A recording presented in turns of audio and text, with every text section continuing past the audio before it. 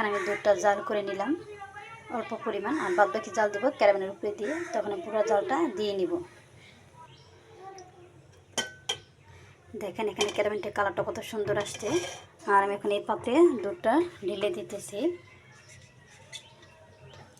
আমি এখানে বাদ বাকি দুধটা দিয়ে দিতেছি।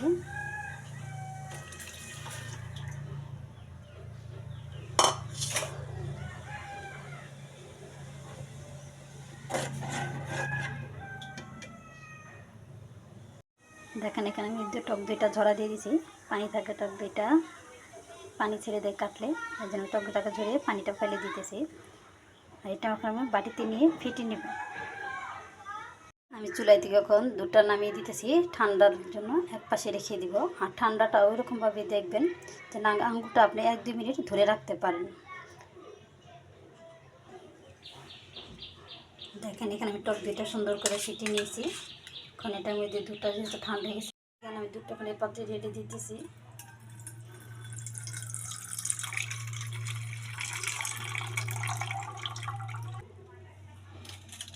এখন ওয়াল সাইড দিয়ে আমি একটু ঢেকে দিব সুন্দর করে। এটার উপরে এটার মোটকা আছে, ওদের মধ্যে এটা লাগিয়ে দিতেছি ভালো করে, এটা তাপটা বের হতে না পারে।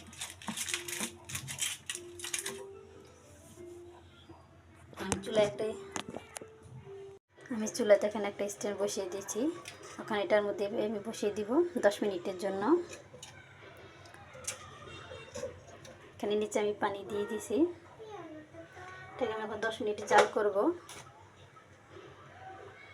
দেখেন আমি চুলা ধরে দিয়েছি। আর ঢাকনা আধা ঘন্টা বাদে আমি চলে আসলাম। দেখেন যে এখানে আমি এই যে দইটা খুব সুন্দর পড়ে গেছে। আমি স্টিলের বাটিতে দিয়ে দেখাইলাম।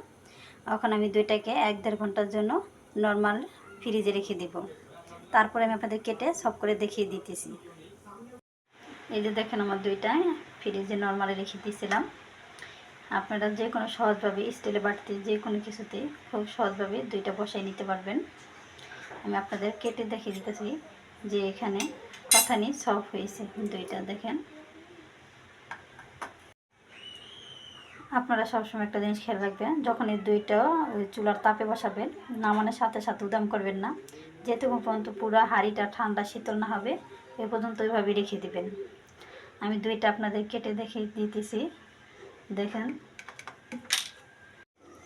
দেখেন দইটা কত সফট হয়েছে। আশা করি দেখেন আপনাদের ভালো লাগবে। যদি আপনাদের ভালো লাগে আমাকে একটু সাবস্ক্রাইব করে আমার পাশে থাকবেন। আজকের মতো এখানে বিদায় নিতেছি। আল্লাহ হাফেজ।